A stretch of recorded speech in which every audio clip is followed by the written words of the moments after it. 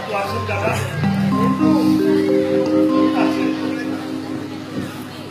তই মোৰ কাৰণে চিন্তা কৰিছ কথা নথকা নহয় নহয় যেতিয়া পুৱতি পানী উঠি ফুৰিছিলো তেতিয়া জানো তুমিয়ে মোক জীৱনৰ পথ দেখুৱাই দিয়া নাছিলা দাদা এতিয়া মই তোমাৰ কাৰণে অকণমান হ'লেও কিবা এটা কৰিব নোৱাৰো এই সুযোগটো এবাৰ দিব লাগিব দাদা যিটো চিন্তা আজি মোৰ ভাইহঁতে কৰিব লাগিছিল সেইটো চিন্তা আজি তই কৰিছ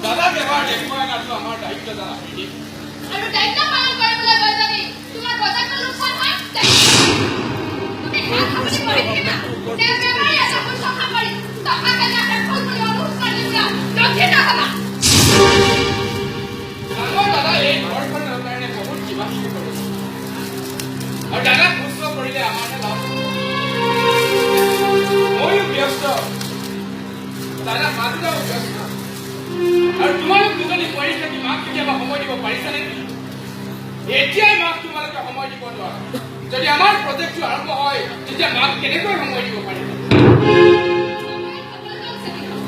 মানে সময়ৰ কাম সময় হ'ব এভৰি উইল বি সেলফ বি লগাই মোক কথা নকবা শুনা প্ৰিয় মাৰ টকা বিলা প্ৰজেক্টত খোলোৱাৰ আগতে দাদা ট্ৰিটমেণ্ট কৰিব লাগিব তাৰ পাছত বিয়া যদি ৰাহি হয় তেতিয়াহে প্ৰজেক্টত টকাবিলাক খটোৱা হ'ব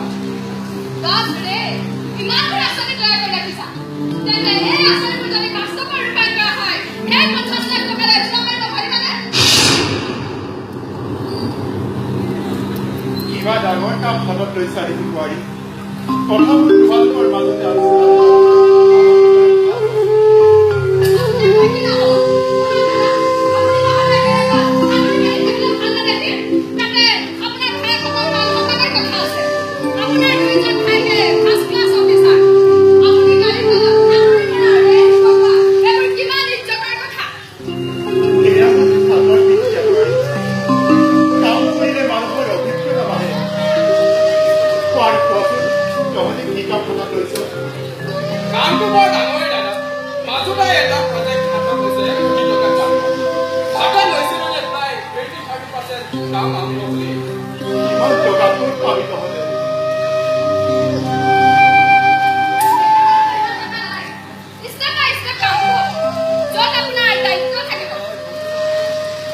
কিন্তু মোৰ দেখোন বেমাৰটোৱে কিমান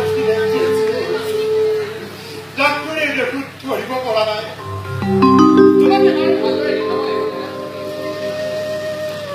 ময়ো তাকেই ভাবিছো কেতিয়াবা মূৰটো এনেকুৱাকৈ বিষায় মই একো ক'ব নোৱাৰা হৈ যাওঁ ভাই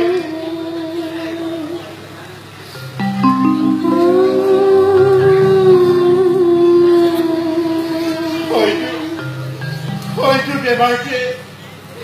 মাৰাত্মক ৰূপ লৈছে চিন্তা কৰিলে বহুত কিবা কিবা হ'ব ডাক্তৰ আছে তেতিয়া সকলো ঠিক হৈ যাব